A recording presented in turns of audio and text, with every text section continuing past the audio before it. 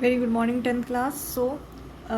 This is your worksheet. I have written all the questions with solutions, so you can write answers and questions very easily and understand the things. So पहले जो है प्रश्न है वो start करते हैं। एक हमें ऐसे एक तत्व ऑक्सीजन के साथ अभिक्रिया करके उच्च गलनांक देता है। बच्चों पिछली वर्कशीट में आपको ये बहुत क्लियरली बताया गया था। ये कैल्शियम है। धात्विक ऑक्साइड की प्रकृति डैश होती है, तो धात्विक ऑक्साइड की प्रकृति बच्चों क्षारीय होती है। ठीक है। धातु जो विद्युत की सुचालक है वो कौन सी है? ग्रेफाइट है बच्चों, आपकी ग्रेफाइट है। ठीक है। कॉपर, सिल्वर और एल्युमिनियम को उनकी सक्रियता के आधार पर हमें लगाना है बच्चों। ठीक है। बढ़ते क्रम में लगाना। बढ़ता क्रम क्या होता है? छोटे से बड़ा। सो this is your right answer. ये भी सही है, पर ये क्या है, ऑर्डर में एल्युमिनियम को सबसे आगे लगाना था। यहाँ पे भी आगे है, but this is your right answer. ठीक है। ये इसे हम बढ़ता क्रम कहते हैं। ठीक है। चलिए आगे बढ़ते हैं। अभिक्रियाशीलता के आधार पर अवरोही क्रम में व्यवस्थित कीजिए। अवरोही क्रम क्या होता है? Descending order. ठीक है। छोटा फिर बड़ा, इस तरीके से हम चलते जाते हैं। ये हमारा क्या है? अवरोही क्रम। तो अवरोही क्रम में मैंने इसको लगाया हुआ है, आप यहाँ पे देखिए।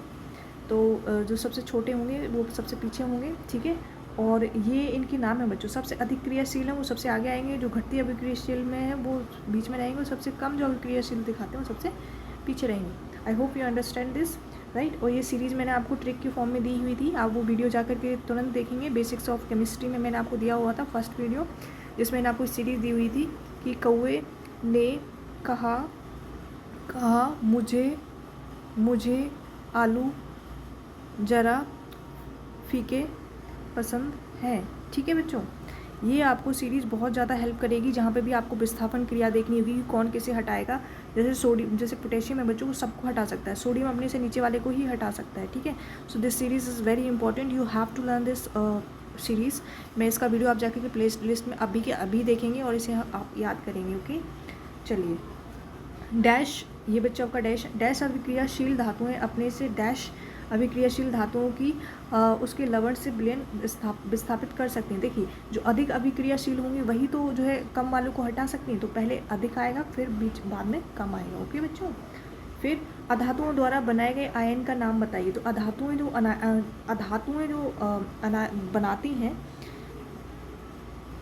जो बनाती हैं, अधातु मीन्स नॉन मेटल्स, फाइन, वो ऋणायन बनाती हैं। ठीक है। So this is your right answer, not this one. ठीक है।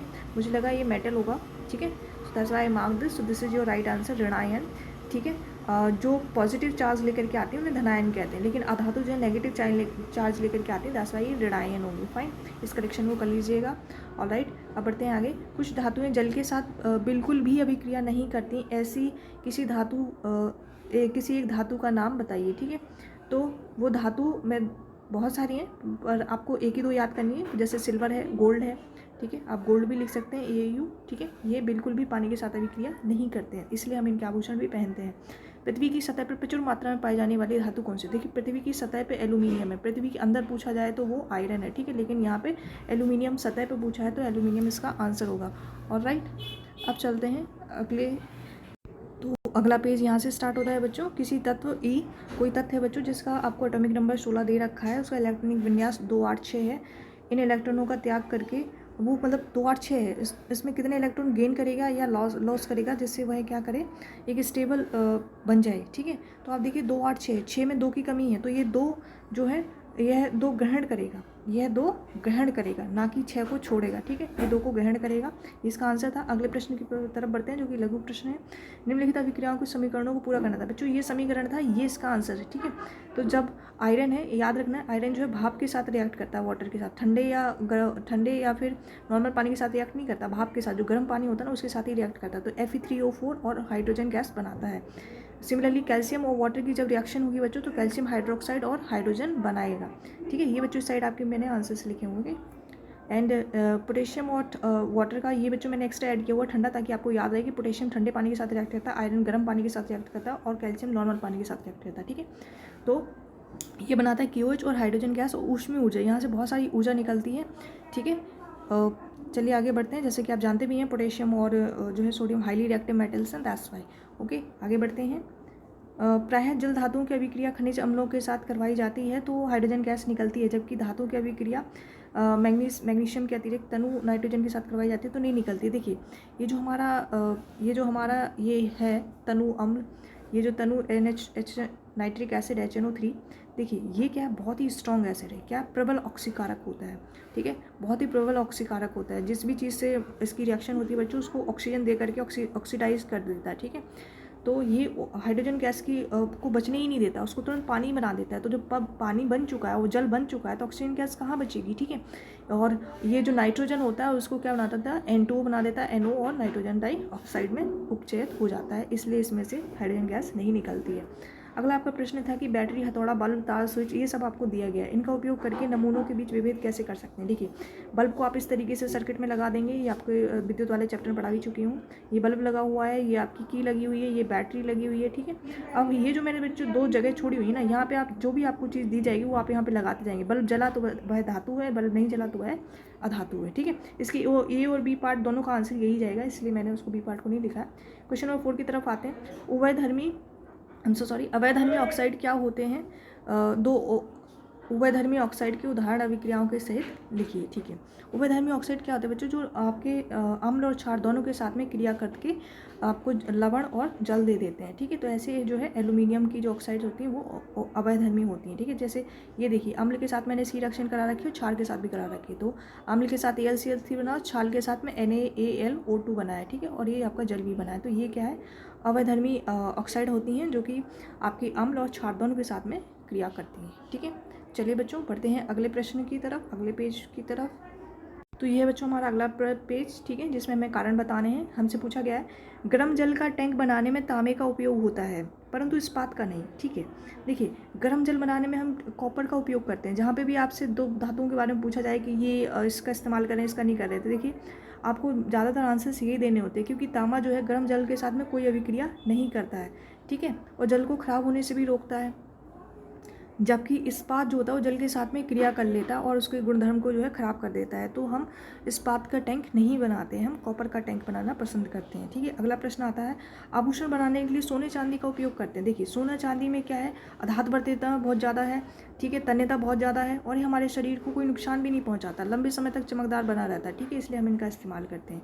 सोडियम, पोटेशियम, लिथियम को तेल में क्यों डाला जाता है, क्यों, क्योंकि अगर इन्हें खुला में रखा जाएगा तो ये वायु के साथ में क्या संपर्क में आकर क्या बच्चे आग लगा देती हैं, ठीक है। उस आग से बचाने के लिए, उस हानि क्षति से बचाने के लिए हम क्या करते हैं, हम तेल में इनको डुबो करके रखते हैं, ठीक है बच्चों। बढ़ते हैं अगले प्रश्न की तरफ। जिंक, मैग्नीशियम, कॉपर के धात्विक ऑक्साइडों को हमने इस तरीके से लिखा हुआ है और हमें बताना है कि इसमें विस्थापन क्रिया होगी और किसमें नहीं होगी, ठीक है। जिंक ऑक्साइड में अगर हम जिंक डालेंगे तो नहीं होगी, क्योंकि ये दोनों सेम ही मेटल है। मैग्नीशियम को डालेंगे तो हो जाएगी, क्योंकि मैग्नीशियम रिएक्टिविटी सीरीज में ऊपर आता है। याद रखिए, कौवे ने कहा मुझे, तो ये आ गया आपका मैग्नीशियम, मुझे यानी मैग्नीशियम। आलू, ठीक है, जरा यानी जिंक, तो ये रहा जिंक। तो मैग्नीशियम देखिए जिंक से ऊपर है, इसलिए इसको हटा देगा, ठीक है, इसलिए मैंने यहाँ पे विस्थापन अभिक्रिया लिखी हुई है। फाइन बच्चों, यहाँ पे मैंने क्रॉस मारा हुआ, ये नहीं करेगा, ठीक है। सिमिलरली ये भी नहीं करेगा, ये भी नहीं करेगा, ये भी नहीं करेगा, ये कर देंगे विस्थापन, और ये नहीं करेगा, ठीक है बेटा। ये जो वीडियो जरूर देखना है, जहाँ पे मैंने बताया हुआ है आपको, ये वाली ट्रिक अच्छे से एक्सप्लेन की हुई है, you have to watch that. Fine, after that you watch this video, you will understand all the questions based on that trick only, fine। अब आपको उदाहरण देना है धातु का, किसी आधार वर्तीयता सबसे अधिक होती है। आधार वर्तीयता मतलब जिसे शीट में बनाया जा सकता है, जिसे मतलब पतला करा जा सकता है हथौड़े से पीट करके, तो वो सोना है। बहुत पतली पतली इसकी आपकी चादरें आप बना सकते हैं। जिसकी उसमें सुचालक सबसे अधिक होती है वह कॉपर है। जो उन्मुक्त अवस्था में नहीं पाई जाती है वह सोडियम है। ऐसे उन्मुक्त यानी खुली अवस्था में नहीं पाया जा सकता, क्योंकि हाईली रिएक्टिव है, बहुत ज़्यादा क्रियाशील है। फाइन, बढ़ते हैं अगले पेज की तरफ। So here is your page, next page, fine. Question number 8, aluminium में ऐसा कौन सा गुण है जिसके कारण उद्योग जगत में इसकी काफ़ी मांग है। देखिए एल्यूमिनियम की उद्योग जगत में सबसे ज़्यादा मांग इसलिए क्योंकि एक तो हल्की धातु, इसलिए इससे एरोप्लेन बनाए जाते हैं, ठीक है। इसका संचारण यानी कोरोजन नहीं होता है, ये बहुत जल्दी मेटल खराब नहीं होता है, ठीक है। और ऊष्मा और विद्युत का क्या है, सुचालक है, इसलिए इसको इलेक्ट्रिसिटी वाली चीज़ों में भी इस्तेमाल किया जाता है। जब एक धातु X की अभिक्रिया ठंडे जल के साथ करवाई जाती है तो वह एक क्षारीय लवण देता है, जिसकी आणविक सूत्रक XOH है, वह गैस जेट का निष्कासन करता है, आसानी से आग पकड़ लेता है। तो आग पकड़ने वाले क्या क्या कौन सा बेटा, सोडियम ही है, ठीक है। तो यहाँ पे X कौन सा बेटा, सोडियम है, और ठंडे जल के साथ जब इसकी रिएक्शन कराएंगे तो XOH बन रहा है, यानी लवण बन रहा है, और गैस निकल रही है, गैस हाइड्रोजन गैस ही निकल रही होगी, ठीक है। तो इसकी हम जो लिख देंगे, X हमारा सोडियम है, ठीक है, और जल तो दिए ही हुआ है उन्होंने, और ये NaOH बना देता है जिसको Y कहेंगे, और हाइड्रोजन गैस निकालता है जिसको Z कहेंगे। फाइन बच्चों, चलिए आगे बढ़ते हैं। क्वेश्चन नंबर 10 है बच्चों आपके पास, संरचना के आधार पर हमें रासायनिक सूत्रक बनाना है बच्चों। ये संरचना दी गई, ये देखिए सोडियम कितने हैं, 2 हैं, तो सोडियम के बेस पे मैंने 2 लिखा हुआ, ऑक्सीजन कितनी 1 है, तो ये आपका सूत्रक बन जाएगा। ठीक है, इसमें धातु कौन सी है, सोडियम धातु है, इसमें अधातु कौन सी है, ऑक्सीजन अधातु। ऋणायन क्या है, इसमें O2 माइनस ऋणायन है, और धनायन कौन सा जिसमें प्लस चार्ज आते हैं, तो Na प्लस यहाँ पे धनायन है। ठीक है, चलिए आगे बढ़ते हैं। दी उत्तरी प्रश्न जो है, पहला प्रश्न है आपका, 2 परमाणु A और B से बनने वाले यौगिक के निर्माण में A 2 इलेक्ट्रॉन का त्याग करता है, वह B जो है 1 इलेक्ट्रॉन का ग्रहण करता है। तो इसने 2 इलेक्ट्रॉन लिए थे बेटा, तो उस पर +2 लगाना, इसने 1 लिया है तो इसमें -1 लगाना। तो ये आयनिक आबंध है, कौन से फोर्सेस से जुड़ा हुआ है बेटा, ये आयनिक बॉन्ड से जुड़ा हुआ है, तो ये आयनिक आबंध है। ठीक है बच्चों, अब बढ़ते हैं नेक्स्ट पेज। ओके, ए और बी का सूत्रक बताइए। देखिए ए पे जो है उन्होंने पहले ही बताया था कि ये जो है ए जो है 2 को ग्रहण कर रहा है और बी जो है 1 को छोड़ रहा है। 2 को कर रहा है इसलिए यहाँ पे 2 और ए 1 यहाँ पे 1, तो फॉर्मूला बन जाएगा A2B। ठीक है, चलिए आगे बढ़ते हैं। मैग्नीशियम क्लोराइड का निर्माण कीजिए। मैग्नीशियम क्लोराइड का निर्माण कैसे करते, देखिए मैग्नीशियम के जो है 12 जो इसका एटॉमिक नंबर है, तो उसे कैसे लिखेंगे, 2 8 2। ठीक है, और मैग्नीशियम को अगर 2 इलेक्ट्रॉन छोड़ दे तो ये इसके आउटरमोस्ट शेल में 8 हो जाएंगे और ये स्टेबल हो जाएगा, तो मैग्नीशियम +2 बन जाएगा। ठीक है, और 2 इलेक्ट्रॉन छोड़े तो यहाँ पे अपने 2e की पावर -1 लगा दिया। ठीक है, क्लोरीन कितना होता है, 17 होता है, 2 8 7। ठीक है, 17 होता है, इसमें 1 इलेक्ट्रॉन मिल जाए तो ये भी 7 जो है 8 बन जाएंगे। ठीक है, इसलिए इसने 1 ले लिया है, इसलिए इसके ऊपर ऋणायन यानी नेगेटिव चार्ज आ चुका है। ठीक है, अब हम इसे लुईस डॉट स्ट्रक्चर में डिवाइस करेंगे बच्चों। मैग्नीशियम के 2 इलेक्ट्रॉन है जो ये देना चाहता है, जिससे मैंने यहाँ पे गोले से दिखाया हुआ क्रॉस करके, इसने 1 इस क्लोरीन को दे दिया, 1 इस क्लोरीन को दे दिया। जब दोनों को मिलाएंगे तो बच्चों आप ऐसे भी लिख सकते हैं और ऐसे भी लिख सकते हैं, MgCl2 भी लिख सकते हैं। फाइन बच्चों, चलिए आगे बढ़ते हैं।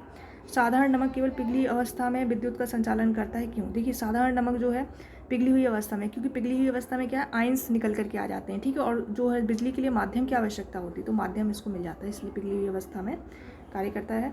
फिर NaCl का गलनांक उच्च क्यों है, NaCl का देखिए भाई, NaCl के बीच में जो फोर्सेस हैं, जो बल है बहुत ही स्ट्रॉन्ग है। ठीक है, बहुत ही स्ट्रॉन्ग बल है, उनको तोड़ने के लिए बहुत ज़्यादा आवश्यकता की जो है ज़रूरत होती है, जिसको बहुत ज़्यादा ऊर्जा की आवश्यकता की ज़रूरत होती है हीट करने पर, उसका गलनांक भी उच्च होता है। ठीक है बच्चों, और धातु और धातु के बीच अंतर स्पष्ट करना। देखिए धातु जो होती है वो अधिक तन्य होती है, उन्हें बहुत ज़्यादा पतली तारों में खींचा जा सकता है, जैसे कॉपर। अधातु ये तन्य नहीं होती, इन्हें नहीं खींचा जा सकता है। ठीक है बच्चों, ओके, यह अधातवर्तीयता होती है, यानी इसको शीट में ड्रॉ कर सकते हैं, जैसे ये AU मतलब गोल्ड, आपको सिंबल्स भी याद करने हैं। ठीक है, यह अधातवर्तीयता नहीं होती है, इसमें अधातवर्तीयता नहीं से इससे हम जो है शीट में ड्रॉ नहीं कर सकते। यह विद्युत की सुचालक है, उदाहरण के लिए एल्यूमिनियम, कॉपर। यह विद्युत की सुचालक नहीं है क्योंकि यह विद्युत का संचालन नहीं करती है। ठीक है बच्चों, अब बढ़ते हैं अगले प्रश्न।